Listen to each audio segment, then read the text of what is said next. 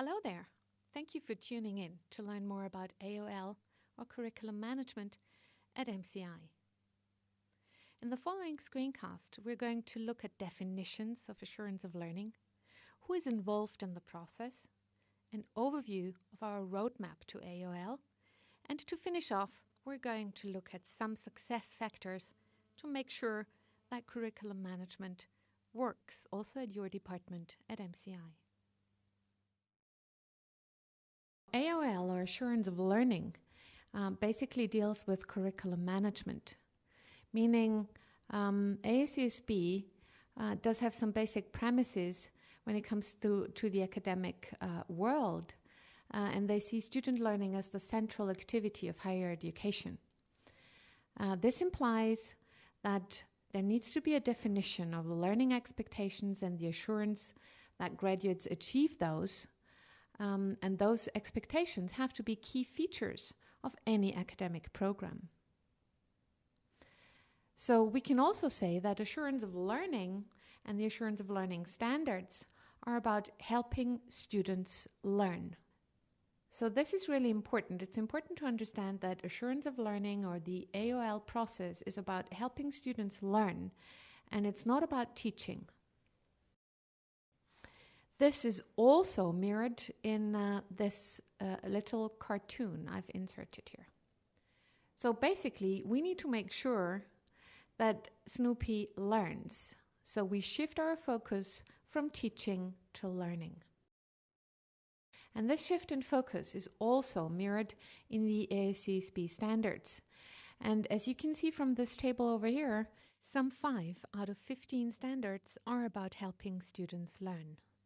And again, we're talking about helping students learn.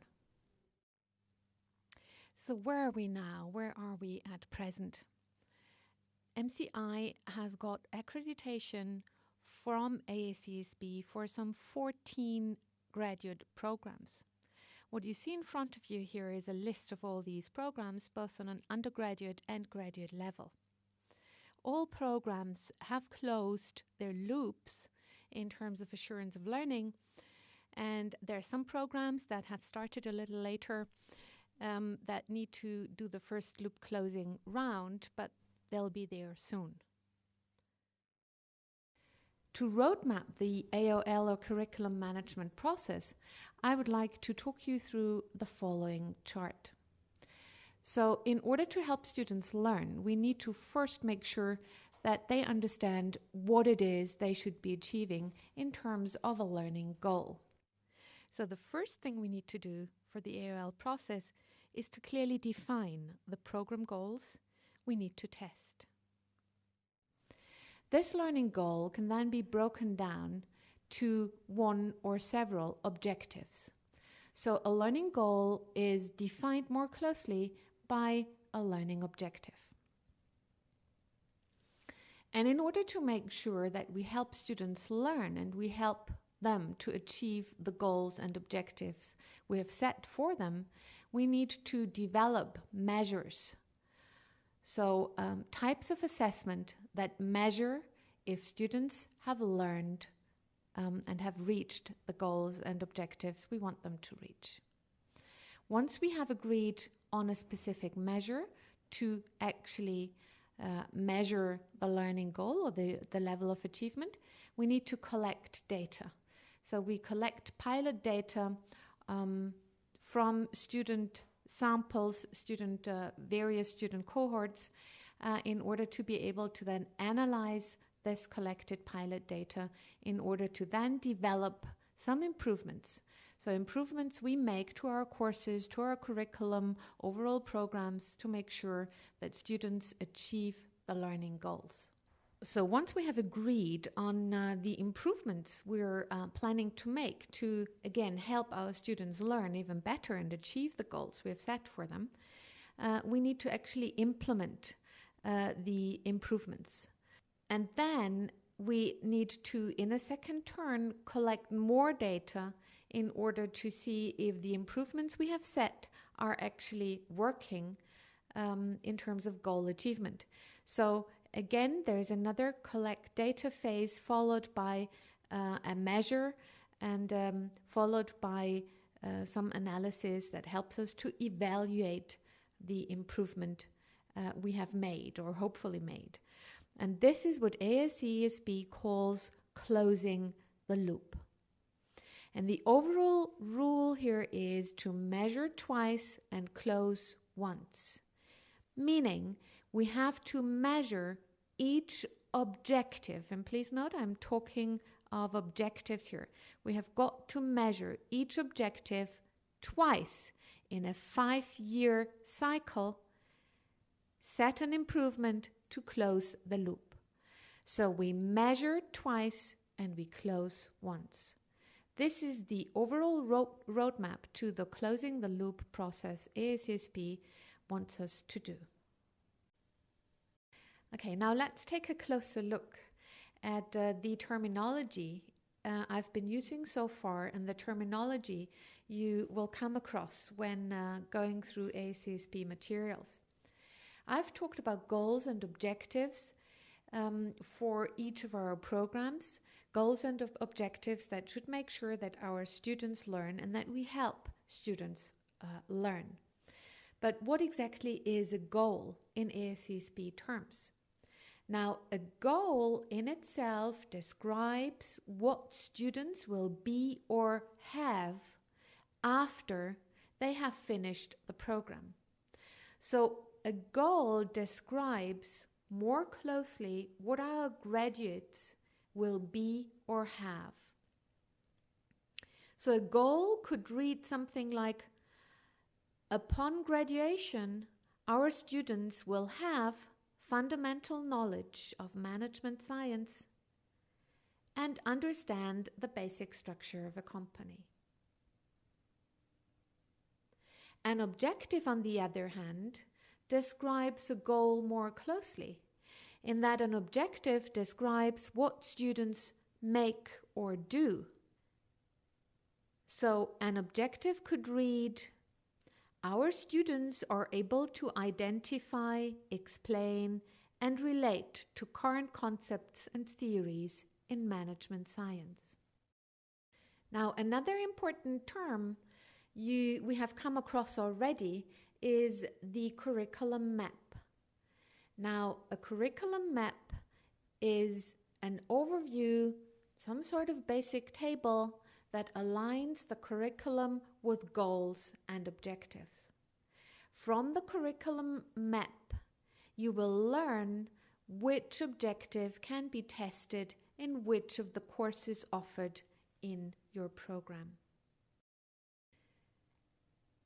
When talking about the AOL process, ASESB talks about direct measures quite often. Now, a direct measure is a measure you apply to assess the individual contribution of the student. They tell you what students need help with. So a direct measure normally comes in the shape and form of a rubric that would refer to a specific objective, giving you the levels of achievement students normally show within that objective. So a direct measure assesses the individual contribution of the student, and it tells you what students need help with. This is important because grades, for example, cannot be direct measures, as grades are referring to a level of performance, but they won't tell us what students need help with. The only acceptable measure for objectives within the AOL process are direct measures.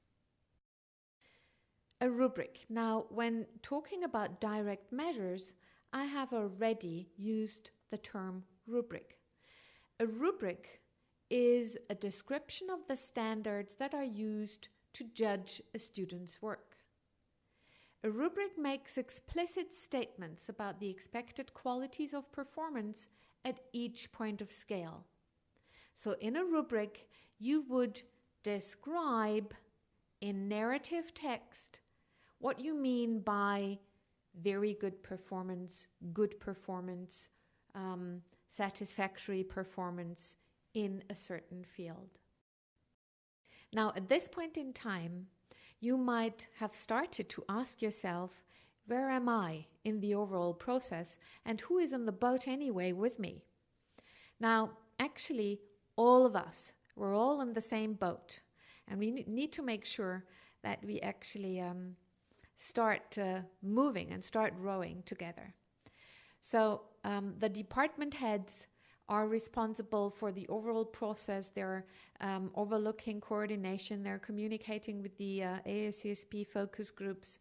So your department heads will be informed about the process and are also overall responsible for the implementation in your program. The faculty as such needs to drive the whole process as far as AOL is concerned, as AACSP is of the opinion that AOL only works when it's at least 90% faculty driven. So faculty must, and please note this is not an option, faculty must be included in collecting data, analyzing data, implementing the changes, in suggesting improvement measures, in developing measures and rubrics. So the whole curriculum management process from an AACSP viewpoint needs to be faculty driven. Assistants at MCI are in this sense co-driving the process, in that they're also quite often involved in teaching. They should be involved in the development of rubrics, and they're also involved in implementing the process and the changes, and in suggesting improvements or analyzing data. Administrators do play a crucial role as they're involved in data documentation and data handling and communicating the process and the goals and the objectives to various stakeholders. Also, we have set up an AOL task force, so a specific project group dealing with curriculum management topic blocks and issues. And in fact, there should be a member of your department in that group representing your program's interests and trying to implement the things we have agreed upon in your program. So you want to make sure that you understand who your representative is, and you might want to talk to that person. Now, finishing off, I would like you to be aware of the fact that there are various resources available at MCI to learn more about the AACSP or AOL Assurance of Learning process. So the AACSP project team has set up a SharePoint that is accessible for all of you, and this SharePoint site provides you with more information, the aligned AACSP goals and objectives. You can also find our standard alignment plan online through this SharePoint. You will be able to find your specific curriculum map. So there are various resources you might find quite useful for your program. So make sure you check this SharePoint site out.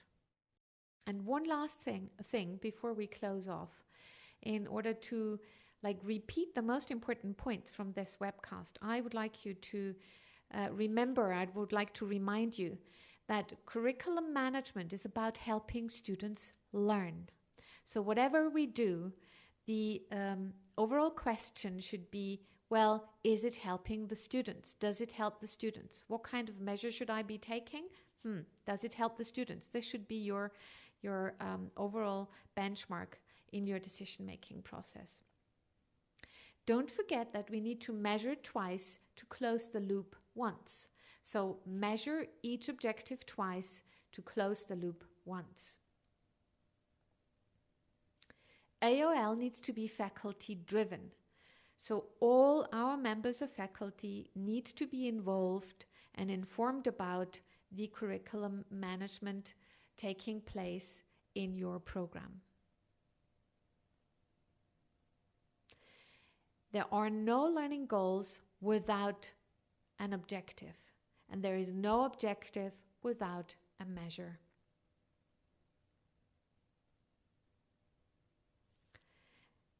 And we're all in the same boat. So in case you need help, make sure you address those in the boat with you to move the process forward. So before we close the screencast, I would like to give you a quick overview of what it is we're working on at present in order to get reaccreditation in 2021. So the AOL task force has revised and updated all program goals and learning objectives for both bachelor and master programs. We have revised and updated the curriculum maps and the assessment schedules. The influence of PRME principles on AOL measures has become more important, and we're currently thinking of implementing new teaching packs to also make sure that the principles of responsible management education principles are met through AOL. All departments have developed resource baskets for action items and improvements. We're about to share those in order to make our AOL measures even more effective. And we have to think of new ways to make data available to students and other stakeholders. So thank you for joining in and learning more about assurance of learning at MCI. In case you have questions, please do not hesitate to actually contact your AOL contact in your department or come to see us at Learning Solutions at MCI 1.